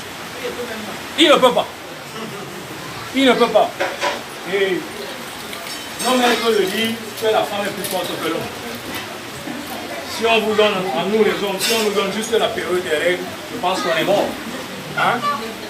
Donc, la partie forte, la partie force, va donc s'exprimer à ce moment-là. C'est l'œuf qui va donc éclater. Nyambé va donc créer. Il va créer, pour certains par sa parole, certains par sa semence. La semence va aller se figer dans le cosmos. Un bout de semence va devenir la lune, un bout de semence va devenir Tankou, un bout de semence va devenir ainsi de suite. C'est pour ça que nous ne nous concevons pas juste comme des créatures. Nous nous concevons également comme des créatures. Puisque après que Atum est créé, nous nous procréons. Notre rôle est de procréer, d'imiter Atum en procréant. Donc, voilà donc le niveau 1. Mais qui est précédé d'un niveau 0. Et ça, chacun ne le savait pas. Ensuite, après qu'il est créé, il dit dans le livre, bon, il faut que j'administre ces choses. Il ne faut pas que la lune et le soleil entrent en collision. Il ne faut pas que subitement le jour devienne la nuit, sauf en cas d'éclipse. Et quand je dis l'éclipse, c'est une manifestation de moi. Il ne faut pas que l'eau disparaisse, parce que si l'eau disparaît, c'est la catastrophe sur Terre. Donc je dois maintenir un certain équilibre. Nyambé va donc se faire écouler, c'est-à-dire le souverain maître. Le souverain maître de quoi? De l'univers. Mais plus tard, on va vous dire que même s'il est souverain maître de l'univers, il ne saurait être absolu. C'est-à-dire que si la nature comme là maintenant, la pluie décide de tomber, l'humain qui est une partie du divin peut dire, lui ne tombe pas. Et de préparer un feu, de faire un rite, envoyer des nuages ailleurs. Donc Nyambé, il n'est pas, si c'est lui et son taux vibratoire très élevé, nous avons également notre taux vibratoire et nos techniques pour repousser donc ce que Nyambé veut. C'est pareil, si Nyambé c'est la nature, admettons-le, si c'est la nature, nous avons la possibilité, si tu tombes malade, on ne va pas dire tout ce que Dieu fait bon, ça n'existe pas en écriture. Ce que tu vis n'est pas bon, on va trouver une solution. C'est-à-dire, le négro africain a une réponse à tout. C'est plastique, il peut même se perdre, il peut se tromper, mais il faut qu'il trouve une réponse. S'il ne peut pas la trouver, il va interroger ceux qui savent le mieux, les ancêtres, les divinités, ainsi de suite. C'est comme ça que le cerveau, même quand on est donc devenu chrétien, qu'est-ce qui se passe quand ça ne marche pas? On entre au village, non? Parce que le cerveau est paramétré comme ça, on se bat contre nous-mêmes en fait. On entre au village, et celui qui ne rentre pas, qu'est-ce qu'il fait? Ben, il meurt, c'est tout. Et Dieu est bon. Donc, et Koumbe va donc être cette sorte d'administrateur. Savoir, ah, les anciens ont déjà parlé, la malade, il faut une certaine stabilité. Et Koumbe donc chez les Sawa sera donc androgyne. Sera force, douceur. Parce que s'il utilise seulement la force pour réguler, vous pouvez être sûr que si vous faites une bêtise, vous mourrez le même jour. Mais ce n'est pas ça le but. Le but, c'est que l'homme s'élève, qu'il comprenne, qu'il avance. Donc, on a donc une forme, une dimension féminine, femelle. Ensuite, masculine, c'est-à-dire la création, la force. Ensuite, une qui est androgyne, ni mâle, ni femelle. Parce qu'on ne peut pas réguler seulement avec la force. Il faut aussi savoir l'empirer. Et puis il va se dire, comme on l'a dit dans le mythe, je veux que tu relises cette phrase. Pour que mon œuvre, je parle s'il te plaît. Retrouvez la phrase dans le texte, c'est très important. À la fin, avant de lire. Non, dans la partie.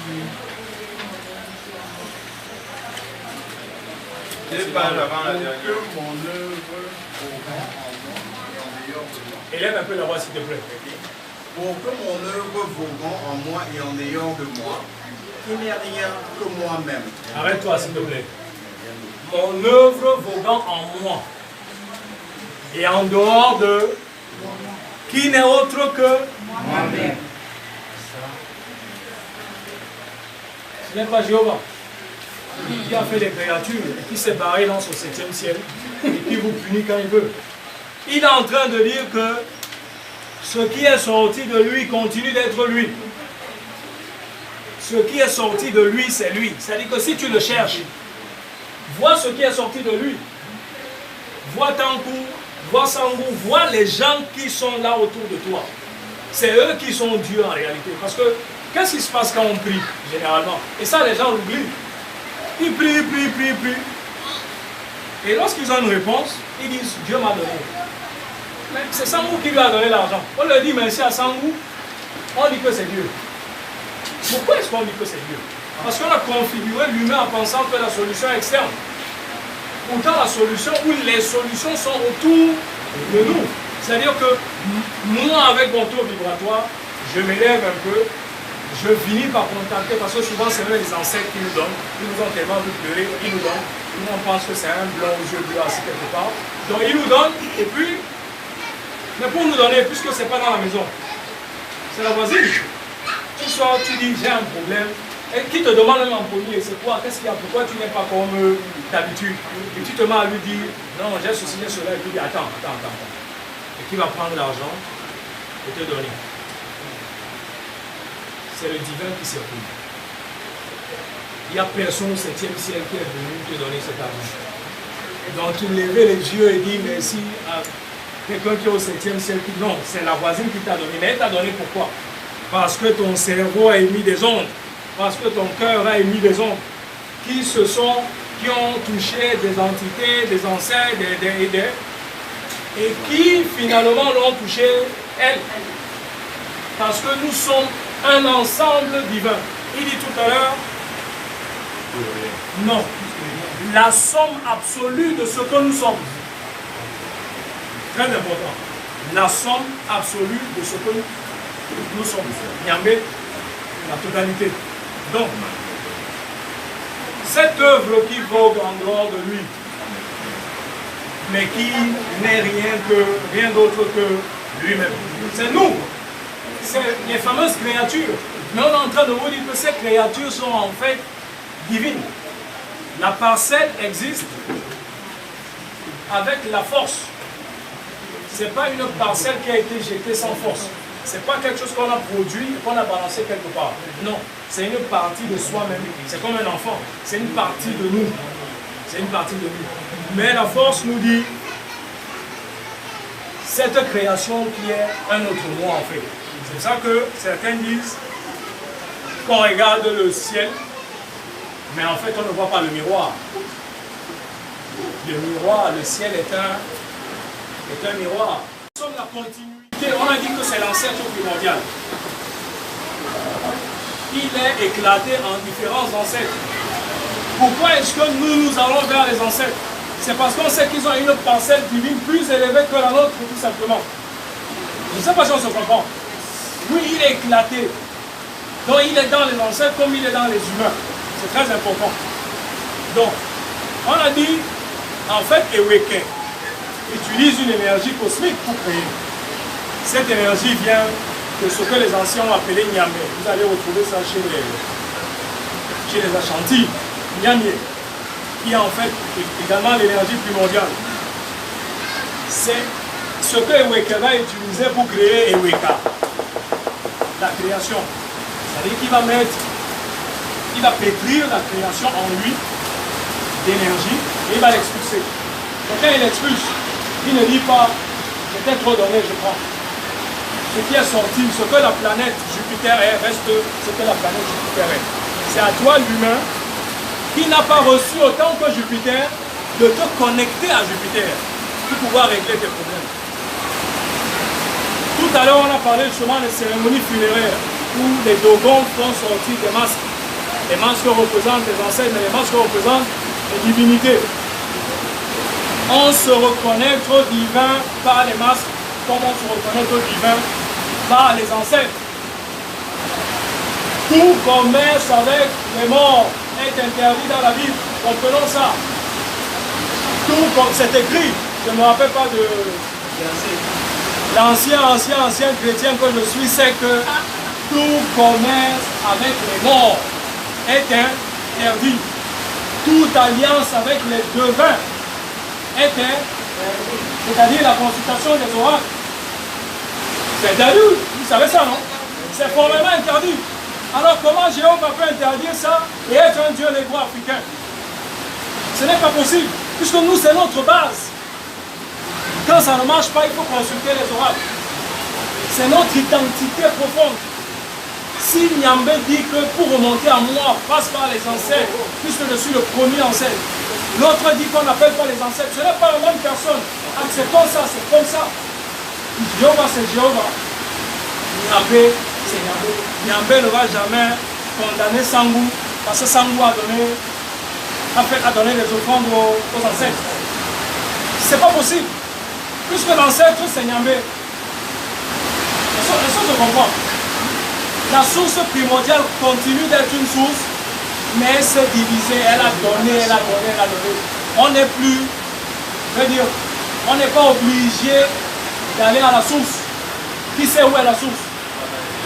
Qui sait où elle est la source? Qui sait où est l'océan primordial? Est-ce que quelqu'un sait où c'est? Personne ne sait où c'est. La source est diluée. Maintenant, nous savons que les ancêtres ont plus d'élévation que nous. Nous courons vers les ancêtres. La lune, lorsqu'elle est pleine, elle agit sur nous, nous courons vers la lune. C'est comme ça que ça marche. Donc que quelqu'un vienne nous dire, notamment le fou qu'on appelait Saker, vient dire aux anciens, la lune n'est pas Nyambé, les anciens leur disent c'est faux. La lune c'est Nyambé. On a même fait une confidence. Le soleil aussi c'est Nyambé. Les étoiles aussi c'est Nyambé. Et Saker comprend que pour casser C'est le premier peuple avec qui il avait affaire, avant d'aller dans l'arrière-pays. Il comprend que pour casser cette histoire, il faut casser Niamey. Chacun va donc en guerre contre Niamey. Au point où la Bible des Douala ne porte pas le mot Niamey, c'est grave ce que je vous dis là. Ce mot n'existe pas dans la Bible. Il va utiliser Loba. Mais Loba n'est qu'une divinité. Loba n'est qu'une émanation de Niamey. Loba n'est pas Niamey. Et les Douala sont là tous les jours à prier. À Loba, Loba ceci, Loba cela. Ça n'existe pas. Vous réveillez votre arrière-grand-père. Il n'a jamais entendu ça. Loba n'a jamais eu pitié de quelqu'un. Loba même est créé par Niamey. C'est très grave. Donc, il réussit à une entourloupe de nous sortir de nous-mêmes, de nous amener à penser que finalement, les anciens se sont trompés, c'est Loba qui a créé le monde. Lorsqu'on parle de Weke, on parle du créateur. De le codem, en français, il y a deux mots. Enfin, il y a un mot pour dire créateur. C'est créateur, le mot créateur. Créateur.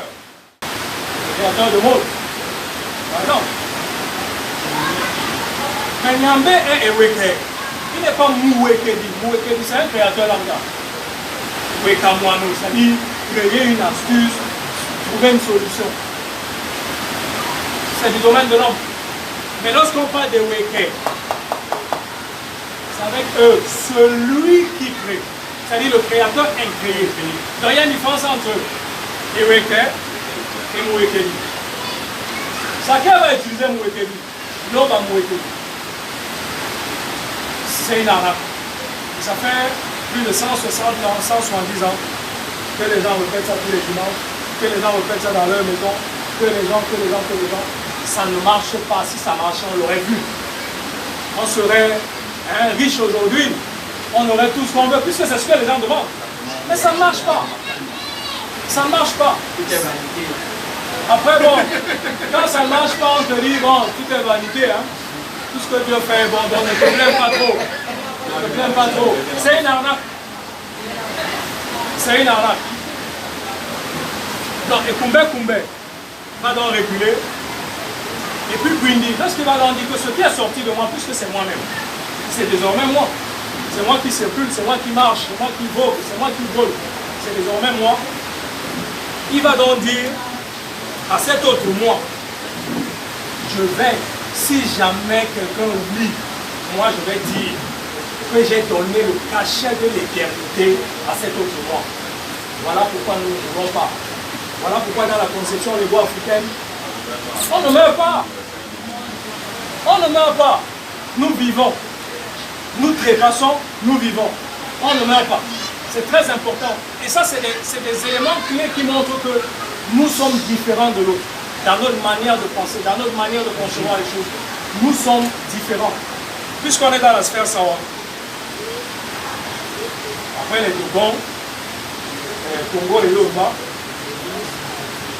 lorsque le Douala dit Kwedi, on va traduire ça par la mort. C'est faux.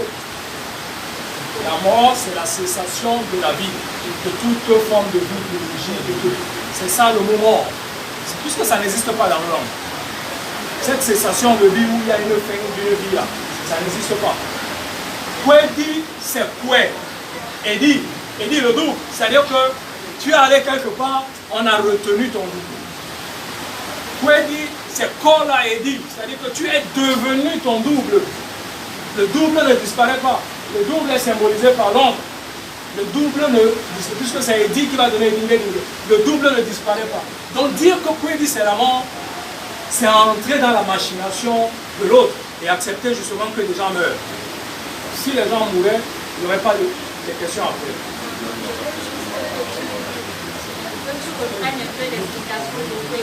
Kwedi.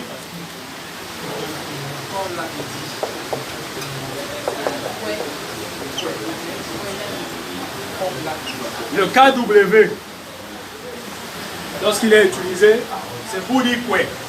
Arrêtez. Parce que les anciens disent que chaque fois qu'on dort la nuit, il est dit, notre double, voyage. C'est celui qui voyage, le corps ne voyage pas. Il peut arriver quand le tien. Vous êtes d'accord avec moi? Tu ne te reviens pas le matin. Il peut arriver, bon route. pour que tout le monde voit. Il peut arriver justement donc on retienne ton édit de l'autre côté. Dès qu'on le retient, tu n'as plus quoi? Tu n'as plus de dingue, tu n'as plus d'ombre. C'est fini. On t'a retenu là-bas. Mais on te retient parce qu'il y a... Donc il y a des gens là-bas. Il y a une activité là-bas. Il y a un monde là-bas. Il y a tes pères, tes mères. C'est ce qu'on dit quand tu meurs. Avant qu'on t'enterre, qu'est-ce qu'on te donne des recommandations. Toi qui vas chez les ancêtres. Parce que c'est Edi qui va devenir le Dimo. Edi Yamoto. C'est Edi qui va devenir le Dimo. Comme tu vas chez les Dimo, n'aie pas peur. Tu vas rencontrer ton grand-père. Tu vas rencontrer ta grand-mère. Tu vas rencontrer ta tante. Dis-leur que c'est plus grave encore. Ce n'est pas juste une rencontre. Ça veut dire que tu as la possibilité de leur dire ce que nous avons comme problème. C'est ce qu'on dit quand on va enterrer quelqu'un. Dis-leur que ça ne marche pas. Dis-leur que nous avons tel problème, tel problème, tel problème. Ça veut dire que qualifier Kwedi de mort, c'est faux. La deuxième acception, c'est quoi? Son double. C'est-à-dire que le double et toi, désormais, vous faites 1. Tu es parti. Le corps est resté. Et lui va donc devenir les Dimo. Les Yamoto. Puisqu'on l'identifie à quoi? Chaque fois donc que Hemlinger traduit Kwedi par mort et que les doigts disent ah, il est mort, c'est fini. Mais c'est jamais fini. C'est jamais fini. Si c'est fini, pourquoi la neuvaine? Pourquoi les funérailles? Notre identité profonde nous rattrape toujours quelque part. On a beau jouer le plus grand musulman, le plus grand chrétien, le plus grand, je ne sais pas moi, notre identité figée dans notre cerveau à un moment nous rattrape. C'est dans l'ADN, c'est dans les gènes, ça nous rattrape toujours. Malheureusement pour nous, ça nous rattrape toujours. Oui, enfin oui. Je dis malheureusement pour le chrétien ou celui qui se sent essentiellement chrétien. Parce que moi je ne me rappelle pas, enfin ça existe certainement. Est-ce qu'il y a une famille qui ne fait pas de neuvaine? Ils sont combien? Ils font beaucoup de bruit, hein. C'est pas parce qu'ils font beaucoup de bruit que vous devez penser qu'ils sont nombreux.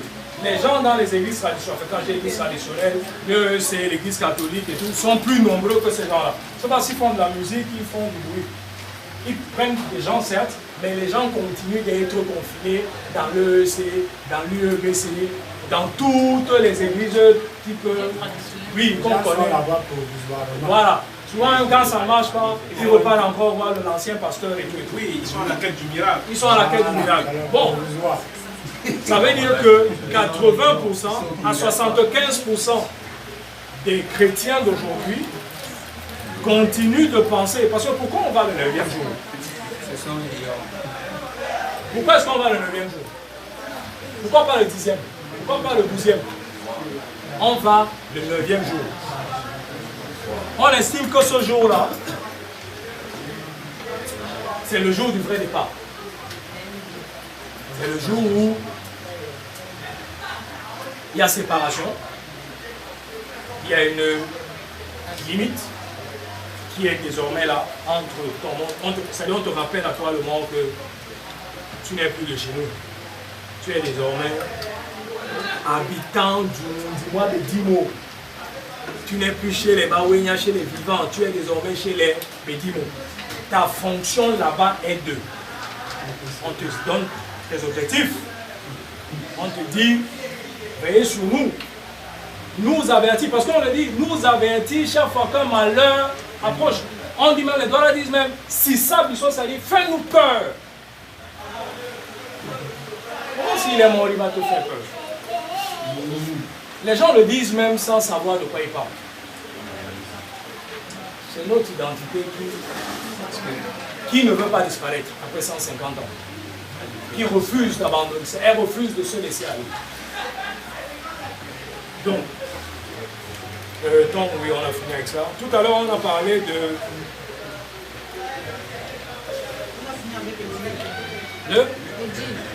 Oui, sauf s'il faut faire un autre cours sur les dîmes. C'était juste pour dire que dans notre conception, la mort en tant que cessation de la vie est une aberration. Ça n'existe pas chez nous. Dans un monde, dans une pensée négro-africaine aussi complexe, qui a fait de la complexité son art. C'est-à-dire que le jour, c'est la nuit c'est le jour. La vie et la mort, c'est une seule pièce, avec deux faces et bangando. Souvent quand tu danses, tu ne sais même pas où est la face, tu ne sais pas où est le côté pile. Oui, parce que pendant que toi tu vis ici, il y a des morts qui vivent. Il y a des gens qui sont ici avec nous en ce moment. Vous n'en êtes pas conscient? Soyez conscients de ça, hein. C'est une réalité. On n'est pas là pour ça. S'ils veulent voir qu'ils aillent, on n'est pas là pour ça. Je dis, comme nous sommes ici là, la grand-mère de Wellison est ici. Oui, la reine d'Ampère de Ngang est là. Vous savez pourquoi ils sont là? Parce que les jeunes sont là. Générationnel. Et Singen a l'habitude de nourrir le grand-père. Singen a l'habitude à une fusion particulière le grand-père. Singen sait quand danger arrive. Il y a un signal quelque part sur elle qui lui dit que les toilettes quand on ici sort. Seulement moi aussi, comme je suis connecté à ma grand-mère, avant qu'elle ne se lève, vous regardez où est ma grand-mère est au fleuve. C'est comme ça. Mais c'est comme ça qu'on vivait. Et puis quelqu'un est venu nous dire, c'est faux, laissez ça, ils peuvent rien, ils ne peuvent pas vous aider. Mais pourtant, à l'église, il y a la litanie des saints. Et qui sont les saints? C'est des morts. Et plus grave encore. Et plus grave encore, dans cette arnaque des 360 noms, je ne sais pas combien ils sont dans le calendrier, ce qu'on doit savoir, et c'est très grave, ce qu'on doit savoir, c'est que l'Église, à un moment, quand je parle d'église, je parle de la grande église, hein, la grande église, l'église catholique. Les autres là, c'est des bluffeurs. C'est juste des gens, c'est un peu comme Niamey qui a éclaté, non? C'était d'abord l'église catholique. Voilà. C'est juste les gars qui les suivent, qui leur donnent même de l'énergie sans s'en rendre compte. Parce qu'ils utilisent pratiquement les mêmes égrégores. Donc, qu'est-ce qu'on dit? C'est progressivement que l'église arrive à adopter le célibat. Ça ne s'est pas fait le premier jour. Exactement comme en 321, on a décidé que Jésus est le fils d'une vierge, hein, lors du concile de Nicée. Donc, qu'est-ce qui se passe? Les fameux saints, la plupart ont des familles. Vous avez des familles. Non, en réalité, c'est qui ces enseignants? C'est des ancêtres. Mais les ancêtres, pas pour nous, hein, parce qu'ils nous ont fait trop de mal. C'est les mêmes qui ont participé à l'Inquisition. L'Inquisition, c'était une période sombre de l'Église où, parce que tu n'es pas d'accord avec la papauté, et bien on te brûle. On te brûle. Si tu dis que la terre honte, on te brûle. Si tu dis qu'il y a un Dieu qui habite dans le soleil, comme les ancêtres de mon frère là-bas, on te dit non, on te brûle. Oui. Si tu dis que la lune, il y a une divinité accrochée à la lune, on te brûle. Qui a brûlé? C'est ces gens-là qui sont dans le calendrier. Ce sont les gens dont nous portons les noms. On les a canonisés parce qu'ils ont rendu un service à l'Église. Précisons, ce n'est pas à l'humanité, c'est à l'Église. Et en termes de service, il y a eu l'esclavage. En termes de service, il y a eu le pillage des terres. Le Vatican aujourd'hui, l'État le plus riche d'Europe. Très anormal. Pas d'or, pas de diamant, ils n'ont rien. Le Vatican, c'est comme Daïdo. On peut expliquer que Daïdo soit plus riche que tout le Cameroun. Et maintenant, prenons l'Europe. C'est quand même assez étrange. Parce que tout ce qu'ils ont est le fruit de pillage, de vol, de meurtre, d'escroquerie. Je dis, ils n'ont rien acquis. Et la dernière étape après tous ces meurtres-là, c'était tout simplement l'arnaque. C'est-à-dire dire aux gens, si vous donnez, vos péchés sont pardonnés. Si vous donnez, à l'époque, il y avait, je ne sais plus comment on appelle ça, il y avait dans chez les catholiques, il y avait... la confession. Non, pas la confession. Il y avait Un rituel qui permettait de donner de l'argent au prêtre et puis les péchés. Comment? L'absolution. Jusqu'à présent, il y a ça, mais c'est une Ok. Donc là, on est c'est-à-dire après avoir tué, après avoir brûlé, après avoir volé, après, on passe à l'arnaque. On se dit, bon, ok. Les gars commencent à se lever. Hein? Maintenant, il faut trouver une autre technique. Ceux qui ne veulent pas donner, ceux qui ne veulent pas donner d'eux-mêmes, eh bien, on va appliquer la force. Mais ceux qui sont faibles d'esprit, on va leur dire qu'ils iront au paradis s'ils nous donnent l'argent.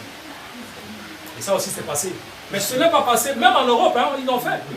Ce n'est pas passé parce que forcément les gens avaient envie, mais parce qu'ils savaient que si tu refuses, on peut te brûler.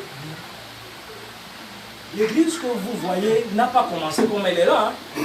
L'histoire de l'église, allez lire. C'est pas Mandon mais qui dit, qui invente. Allez lire. Elle existe. Cette histoire existe du début jusqu'à nos jours. Les arnaques, les vols, les pillages, tous les vices, dont les 360 escrocs, des tueurs, voilà les gens qu'on a canonisés. On estime qu'ils ont rendu service à l'église, la fille unique de Dieu. Et comme ils ont rendu service à comment on appelle, à la fille unique de Dieu, eh bien on lui doit tout. Jean, Paul, Hervé, Nicolas, je ne sais plus qui est là, Patrice. Commence même, parce que c'est plus grave encore, commence à l'enlever même sur ton Facebook. Je vais t'expliquer pourquoi. On va donc canoniser ces bandits-là. C'est l'église, c'est son histoire, c'est pas la nôtre. C'est des gens qui ont tué, qui ont volé, qui ont pillé, et tout. On sait ce qu'ils ont fait. On va donc canoniser les grands acteurs, les performeurs, ceux qui étaient en tête. On va les canoniser, on va faire des saints. Et l'église, parce que c'est l'homme qui décide qui est. C'est l'homme qui décide qui et qui ne l'est pas. À la fin, parce qu'en réalité c'est ça. Dieu ne s'assoit pas quelque part dans son bureau et dit, bon, ok, quoi, tu es un bon gars, désormais tu es un saint. On ne sait pas où Dieu habite. On ne sait pas qui il est. S'il a dit à quoi, et que quoi est venu nous dire, vraiment quoi, pardonne-moi, moi je ne vais pas croire. Il dit que quoi, vraiment moi je ne sais pas où habite Dieu là, donc ton histoire là est fausse. C'est clair. Donc, c'est les hommes qui décident de canoniser d'autres pour en faire des saints, au point de les mettre dans le calendrier pour qu'ils deviennent des références. Ils se sont battus pour l'Église, pour, soi-disant, la cause divine, la bonne cause. Ils ont sémé la bonne parole, ainsi de suite, ainsi de suite. Mais leur histoire est une histoire triste. Pendant ce temps, l'ancêtre Tangou n'existe plus. Dans nos têtes, on a fini par éliminer cela. Et nous sommes plutôt dans des films qui ne nous concernent pas. Je finis, pour finir avec les noms, parce que on a parlé des ancêtres et tout, des saints qui sont canonisés, des morts qui sont canonisés et qui deviennent des saints, et ainsi de suite. On a parlé de la parole tout à l'heure. On a dit que chez nous, la parole est créatrice. On n'a pas dit que la parole, il n'y a pas un mot pour dire qu'elle est créatrice. La parole, chez nous, crée. Nyambé, créé par la parole. Ama, créé par la parole. Ptah, créé par la parole. Toutes les divinités anciennes créées par la parole. Et si nous acceptons que nous sommes des portions de divinité, nous créons nous aussi par la parole. Ça veut dire que la parole est une énergie, on le sait.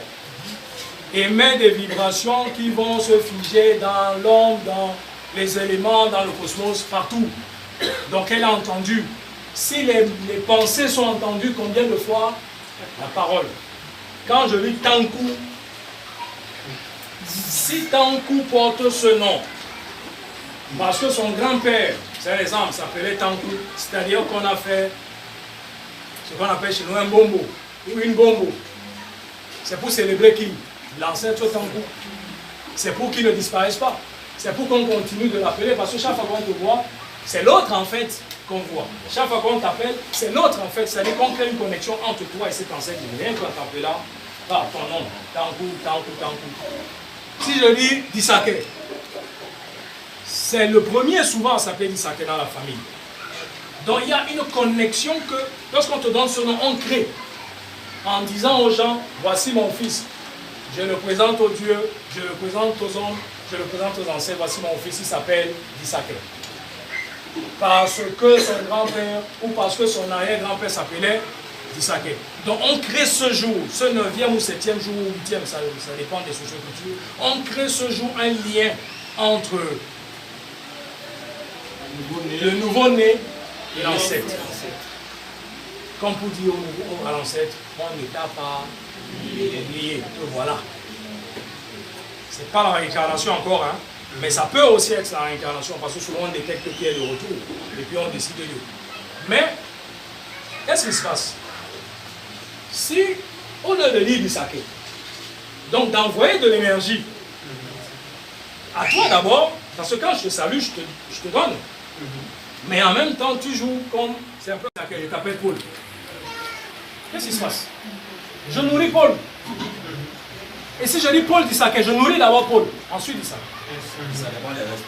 Chaque fois que toi te demandes ton nom, tu dis Paul, tu tues Disake quelque part. C'est de ça que je parle, Papi. C'est-à-dire que tu n'es pas Papi. Je m'adresse à toi comme je m'adresse à tout le monde ici. Si vous avez la... Par exemple, je prends un exemple simple, s'il vous plaît, c'est important ce qu'on dit là. Dans le monde virtuel qu'est Facebook, ce n'est pas vos pièces d'identité, n'est-ce pas?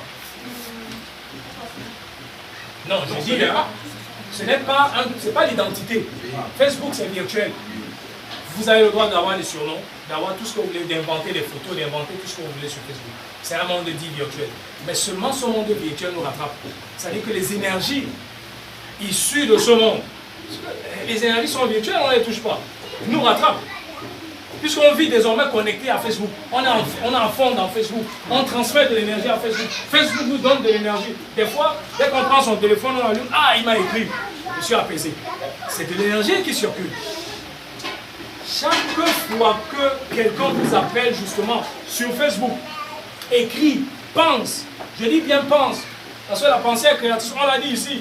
C'est Moueki Peki qui pense. Tout ce qu'on a aujourd'hui là, ça vient de Moueki Peki. Ama pense. Et il parle après. Quand quelqu'un s'assoit et dit, je vais écrire à Disake, il cherche quoi? Il commence à chercher le prénom Paul. Il envoie une énergie. Il envoie une énergie. Vous pouvez en douter, mais c'est une réalité. C'est pour ça que par exemple chez vous on dit Kane Songo, Kane Bamba, mais c'est-à-dire prononcer. C'est-à-dire quand un truc veut tomber, on prononce le nom de l'ancêtre. C'est pour ça quoi? Pour qu'il vienne. Pour que ça ne se casse pas, non? Parce qu'on sait que la parole est créatrice.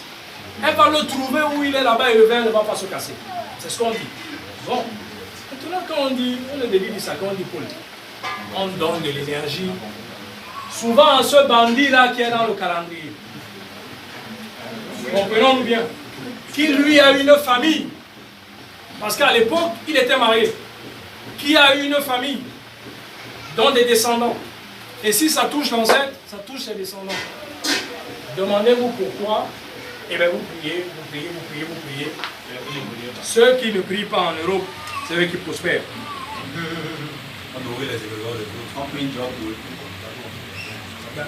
Commerce fermé. Posez-vous les bonnes questions pour avoir les bonnes réponses. Dieu le dit dans son discours. Ils ne les écouteront jamais. Tout à fait. Et si vous avez une astuce, parce que il y a des livres, il y a des techniques pour utiliser les psaumes, machin et tout, puisque c'est des égrégores, si vous avez les codes pour les utiliser, vous le rechargez quand même, mais parce que vous avez un code spécial, vous savez que si vous lisez le 21, puis le 17, puis ceci, vous gênez 2 jours, ça peut faire ça ou ça, des gens l'ont fait, ça a marché, vous nourrissez vous le nourrissez d'abord, et les bribes peuvent vous, mais les bribes ne concernent pas votre peuple. Parce que ces égrégores n'ont pas été conçus pour votre peuple. Ça n'a jamais été conçu pour votre peuple. Si c'était conçu pour votre peuple, puisque vous priez plus que tout le monde sur terre, on verrait les répercussions autour de nous. La pauvreté serait partie depuis, puisque c'est ce qu'on demande. 80% des gens demandent la santé et l'argent. On est les plus malades au monde. On meurt plus que tout le monde. On meurt avant tout le monde. L'espérance de vie désormais, combien? 55 ans, 52, je ne sais pas. Ceux qui ne prient pas n'ont pas ces problèmes. Parce que qui alimente leurs ancêtres? C'est vous. C'est vous. Rien qu'avec vos noms. On te demande ton nom, tu dis je suis Armand. Armand, c'est qui? Je ne suis pas. Donc, à partir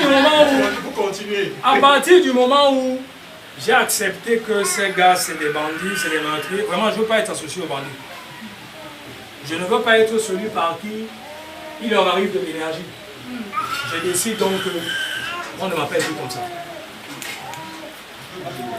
Je décide donc qu'on ne m'appelle plus comme ça. Et je suis en train de vous expliquer que, au moins sur Facebook, vous avez la possibilité de changer ça. Et sur Facebook, vous avez plus de gens qui vous connaissent que dans la vie. Est-ce que ce n'est pas vrai? Moi, j'ai 5000 amis sur Facebook.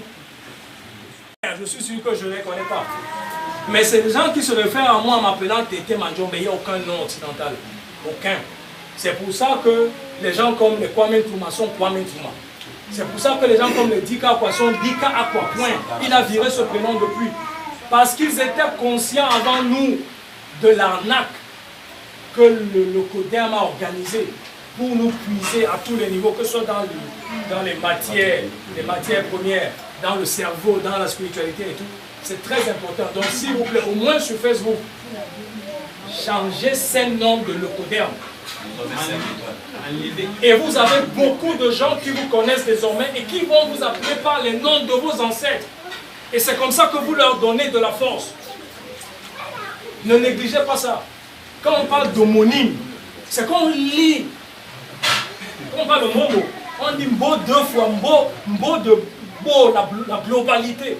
Deux fois la globalité. Oui, c'est deux fois la globalité. C'est-à-dire que je suis moi et je suis l'autre. Je suis moi et je suis l'autre. Donc quiconque s'adresse à moi s'adresse aussi à l'autre. Voilà pourquoi moi, j'ai des vieux qui m'appellent grand-père. Mon oncle par exemple m'appelle grand-père parce que je suis son grand-père. Je porte le nom de son grand-père. Quand il m'appelle grand-père, c'est avec respect qu'il m'appelle grand-père. Parce que je suis l'héritier de ce grand-père-là. Donc portons ces noms avec fierté. Tout à l'heure on a dit, on a parlé de Pansouti, on a parlé de généalogie. Et on a dit que le premier des ancêtres c'était Nyambé. Soyez fiers que votre premier ancêtre, que les anciens disent que leur premier ancêtre c'est Nyambé. C'est-à-dire que quand vous remontez vos généalogies, le premier nom, à la fin, c'est Nyambé. Hein? C'est Nyambé. Donc, d'où cela vient-il que on est devenu subitement hébreu, avec des noms, des prénoms bizarres. Souvent, on ne connaît même pas la signification. Non, c'est vrai. Prénom d'origine hébraïque. Et vous ne connaissez pas, non seulement on ne connaît pas comment on va dire, la signification, l'étymologie, mais même l'histoire, parce que l'histoire aussi là c'est plus grave encore. C'est très grave. Ils ont participé à une œuvre de destruction humaine massive. Ils ont participé. Et vous, en décidant d'appeler votre enfant Jacques, vous participez également à cette histoire. Vous participez également à cette histoire. Parce que tout fonctionne en ossature, c'est une grande ossature. Je donne à tel, qui donne à tel, qui donne à tel, qui donne à tel. C'est pareil pour Nyambé, on a dit. Mais c'est pareil pour les hommes, qui sont en fait des divinités ambulantes. Donc au lieu de t'appeler par le nom qui est connecté ou qui va te connecter à, tu décides de t'appeler par, on te demande ton nom, tu dis que tu t'appelles Hervé. On a oublié de te demander Hervé qui, pour que tu dises Mandiombe. Donc Hervé est mis en avant, Mandiombe est mis en retrait. C'est ça non? À action de d'actualisation et de potentialisation. Tu as potentialisé ton ancêtre, ta propre vie, tu l'as potentialisée. Et tu as actualisé celle de quelqu'un d'autre. J'espère qu'il n'y aura plus de Marthe, de Marie, de machin et de ceci. Au moins sur Facebook. C'est une astuce que je vous donne. Parce que beaucoup de gens vous écrivent, vous identifient par ce nom-là. Et ils sont plus nombreux que les gens que vous côtoyez au quotidien. Donc vous pouvez recharger votre identité et celle de votre ancêtre par ce canal. Ce n'était qu'un secret. C'est trop long. Il a 22 masses mouvantes, il a 9 divinités secondaires qui sont justement les fameuses Iliades. On a dit qu'il est un multiple. C'est lui qui tient. Il est un multiple. Il est un multiple. Dika disait que Nyambé est un multiple. Et les gens disaient, il parle de quoi? Il est un, mais il est multiple à la fois. Puisque la fin des fins, c'est l'humain. Mais si on veut parler aussi d'une autre fin des fins, c'est le grain de sable. Il est contenu dans tout ça. C'est tout ça qui forme son ossature. Donc nous ne pouvons pas dire que nous ne sommes pas divins. C'est le soleil seul qui est divin. Ce n'est pas possible. En égo-culture, ce n'est pas possible. La somme absolue que nous sommes. On a dit tout et rien. Ça peut surprendre.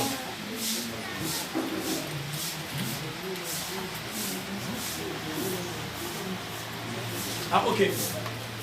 Un petit rappel, justement. On a dit Bwindi, c'est-à-dire qui donne le cachet de l'éternité donc à tout ce qui sort de lui, puisque ce qui sort de lui est lui. Bwindi, c'est l'éternel. Et qui dit éternité chez nous, dit deux pôles. Un pôle plus et un pôle moins.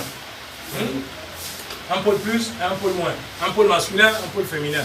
Il y a la partie d'avant et la partie d'après. Même quand on sait que chez nous, demain et hier sont confondus, puisqu'on est en perpétuel mouvement. Qui elle est, c'est hier, qui elle est, c'est demain. Yanni, c'est hier, Yanni, c'est demain. C'est comme ça que ça marche chez nous. La pensée négo-africaine fait qu'il n'y a pas de fin, il n'y a pas de rupture. Tout n'est que mouvement, expansion et tout et tout. Donc, Bwindi, c'est donc se cacher l'éternité. C'est pour ça qu'on ne meurt pas. C'est pour ça que dans notre pensée, on ne meurt pas. Bwindi, c'est pas la mort. C'est juste que j'ai traversé. Je suis chez les autres. Je retraverse, je reviens. C'est ce que les anciens disent. Donc, tout est rien. Nous sommes lui et il est nous. Nous sommes lui et il est. C'est pas Jéhovah. Jéhovah n'a jamais dit. Si vous dites ça, si vous dites que c'est vous Jéhovah, vous irez en enfer. Il est également, les Douala disent Yoma, la chose. Parce qu'on ne peut pas le qualifier. En réalité, on ne sait pas où il est. On ne sait pas qui il est. On imagine. Voilà. Les spécialistes se sont donc assis dessus, ont décidé de lui donner des traits, des formes, un visage et tout, juste pour que les humains comprennent. Mais à la réalité, il est comment? On dit qu'il est nous. Mais la source à la base là, personne ne sait. Tout à l'heure on a dit que personne ne connaît le nous. Ce fameux océan primordial. Il est comment? Mangamba est comment? On ne sait pas. Donc, nous sommes lui. Et il est nous. Il est donc la chose, Yoma, avec un grand C. Lorsque l'ancien dit, chez les Douala et tout ça, qu'est-ce qui est absolu? Certains ont traduit ça par qu'est-ce qui est absolu. Seulement en égo-culture, rien n'est absolu. Rien. C'est un absolu relatif. Puisque quand la nature dit, la pluie doit tomber, moi je dis, la pluie ne tombe pas. Je fais mon rythme, la pluie part. Si la nature dit, puisque la nature est divine, la nature est divine chez nous. C'est les éléments, les 4 éléments de la nature qui constituent le divin. Hein. Si je vais en pirogue avec toi, on décide d'aller d'ici pour Dieu balai et que tu tombes dans l'eau. Je ne vais pas dire tout ce que Dieu fait est bon. Et dire Tchofa, bye bye. Non. Je commence à réciter ma généalogie direct. Je commence à appeler les entités de l'eau. En leur disant que moi, qui suis comme eux, je les appelle. Je veux que Tchofa revienne ici. C'est comme ça que ça marche. Voilà notre pensée. Voilà notre pensée. Donc, il n'y a pas de... Tout ce que Dieu fait est bon. Non. Et l'homme alors, Le type, il a bu, c'est le professeur Monique disait, quelqu'un a bu, il parle de Wassano sous. Vous entendez après qu'il a fait un accident sur le pont et vous dites que tout ce que Dieu fait est bon. Il était sous.